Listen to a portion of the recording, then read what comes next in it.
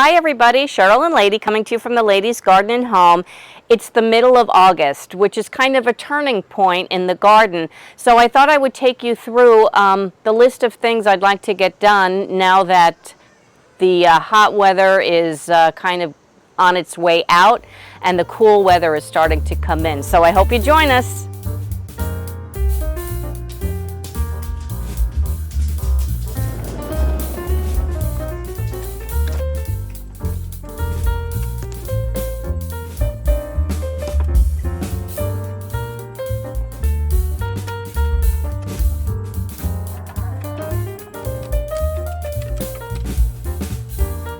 So it's roughly 2 months to our average first frost date, although sometimes they come much later. And we've got, the weather is starting to really sort of mellow out a little bit. We've got days in kind of the low to mid 80s. The evenings are in the 60s, that's Fahrenheit. And it's actually getting really pleasant and kind of fun to work in the garden again after all that heat and humidity we had the last couple of weeks. So I thought I'd talk about some of the things that I'd like to get done at this kind of very crucial week when we start really getting into the cooler evenings and we start turning our attention to our fall crops a little bit more. One of the things that we need to do is we need to continue our summer harvesting. In the real heat of last month, a lot of things really started slowing down and stopped even flowering. The peppers, for example, and I just started noticing that there's some buds coming on again.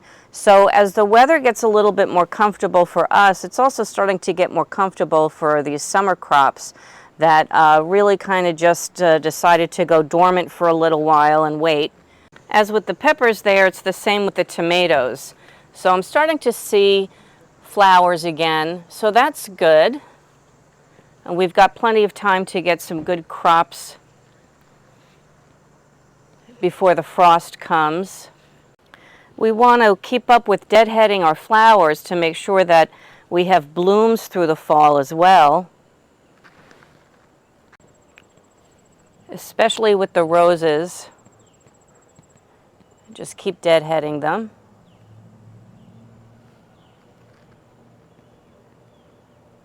And it's time to keep up with the weeding as well.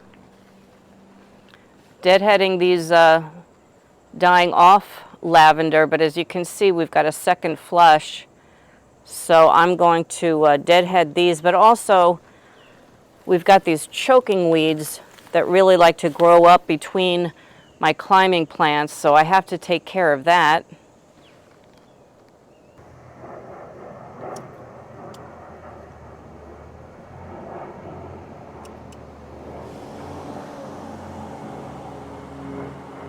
These cucumbers are still producing, but as you can see, they're really being taken over with that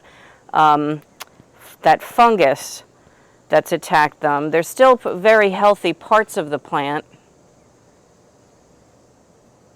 But as this starts to die back, it's really time to succession sow my fall crops into here, and I'll be planting peas. It's also time to give all of these plants a shot of nice liquid organic fertilizer. I use Agri-Thrive, and I have not fertilized these plants probably since about a couple of weeks after first planting them. So it's really time for them to get a little bit of a boost now that they're ready to start growing again. If you've let anything go to seed like I have with this celery and fennel here and the carrots, it should be about time for them to be harvested for saving and even to use in cooking. What I really like to do though, before I collect the majority of them, is I like to what I call, I didn't make this up, but this is what I call it, scattercast the seeds. And I just rub them off into my hand like that, and I scatter them where I want them to grow. And this celery that's been nibbled on by the groundhog, I don't even want to talk about it, that is from scatter casted seeds from last year, and it grew all through the winter, and now it's time to harvest them to eat. This was escarole, and it gave really, really beautiful blue flowers once it started bolting. And as you can see, some of the seeds are ready. And if you take a look, I'll pull one off. It's actually, the pod is actually a, oops, what happened? The pod is actually a cluster. It's actually a cluster of seeds. And I'm just going to put it right back into the green stalk pocket, like that. Stir the soil around a little bit. And hopefully we'll get some escarole growing for the fall. And I can do this with the lettuce as well. This was that red oak leaf lettuce that I like so much. And the flowers really, really aren't done going to seed yet, but when they are, I'll do the same thing. And I'll do it with the dill when those seeds are ready. But as you can see, the parsley, those seeds are ready.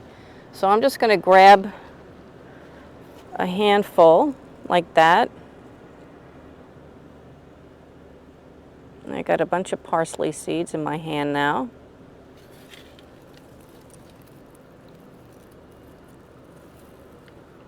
I'll grow them right there. Now, of course, I got to come out here and water them, but that's the idea, just letting something go to seed and then just planting it right away. You can see in this plant here, which was actually a volunteer carrot, the different phases that it goes through. After it's flowered, it starts wanting to put on seeds, and here it's getting closer to doing that. And here is a carrot flower head that's ready with lots and lots of seeds. And you can tell because it's just gotten dark brown like that. The seeds have a little covering over it, but you can just go ahead and plant them like that.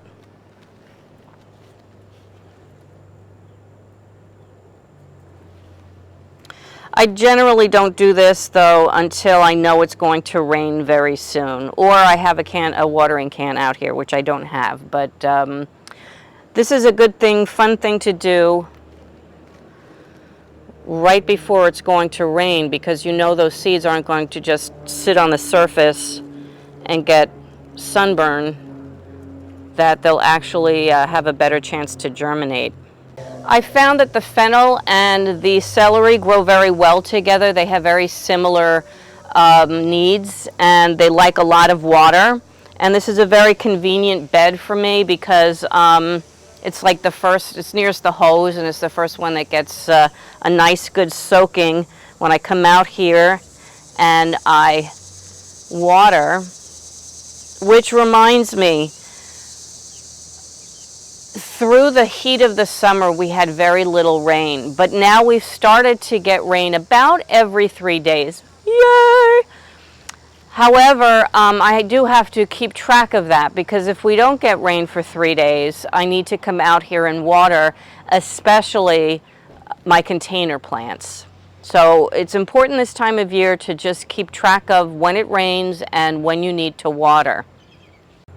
My garlic came out of here not too long ago, and while the bed is empty, I put down a layer of compost. I didn't have too much on me, so I just did about an inch. I don't know if you can tell because the soil's rather dry, but that's an area I'm preparing. I'm going to have carrots here this year, and it's a good way to prep the soil in between successions of crops that you're growing and you're putting into new places. Instead of waiting till all the beds are empty and doing it all at once, my beds are never empty since I grow a lot of crops through the winter. So I kind of have to put the compost down like I did here, where I'm going to be planting beets. There was a whole bunch of borage that had finished up, so I pulled that.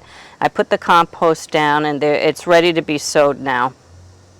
Some areas of the country still have time for some really fast-growing summer crops like bush beans, cucumbers. There are varieties that are under 60 days.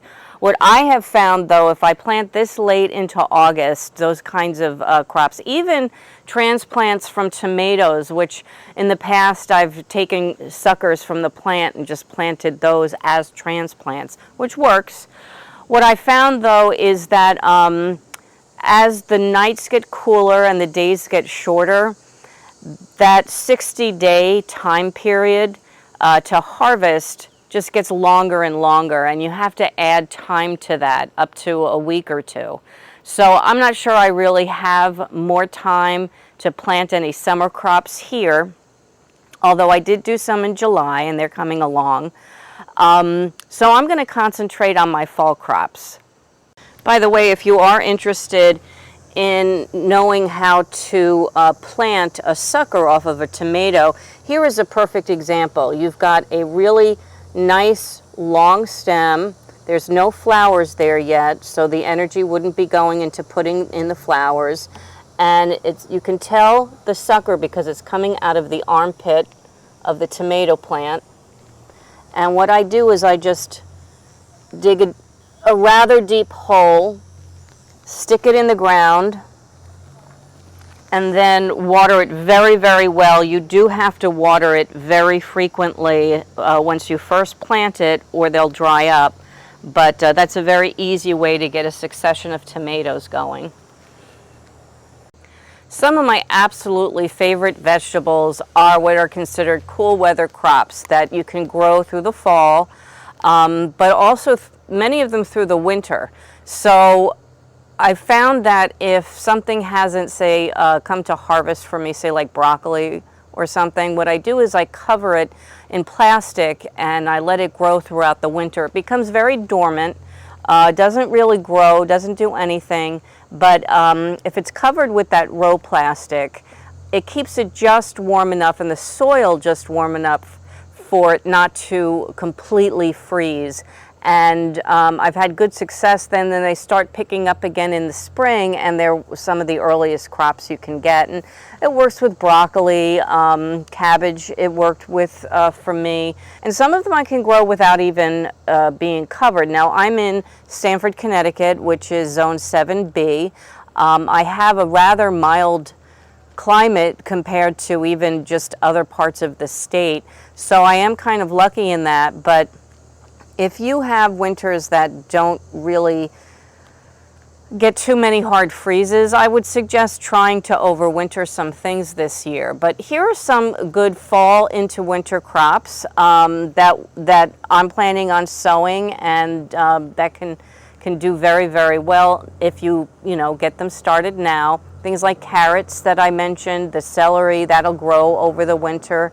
Last year I didn't cover much of it, and it actually still, grew and produced. Now is a really good time to start things like your kohlrabi, your cabbages, like your spring cabbages, broccoli, cauliflower, purple sprouting broccoli, Chinese cabbage, and then you've got your root vegetables like the carrots, the beets, turnips, radishes.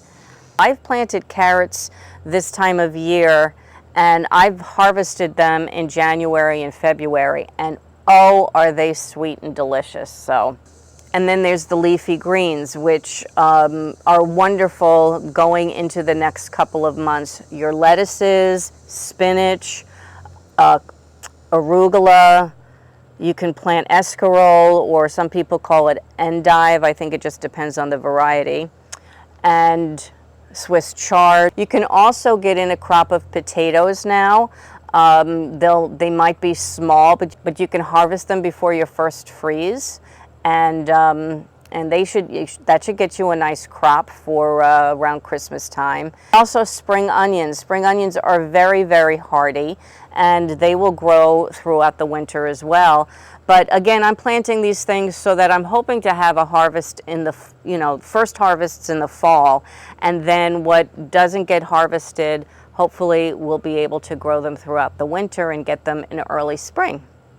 I'll be honest, July was so hot and humid, it was miserable for me to get out here, and I was really only out here to keep an eye on things every now and then and water, water, water. So that was pretty miserable. But now that the days are getting nicer, it's easier for me to be in the garden and really start accomplishing things that I need to get done. So I hope that this was helpful to you. I hope you liked this video. If you did, please give it a like. And I hope you subscribe and join our growing community.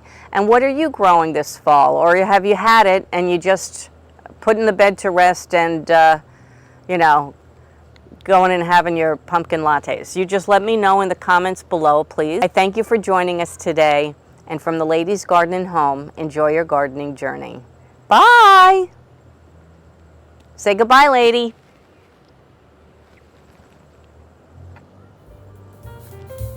Lady says goodbye.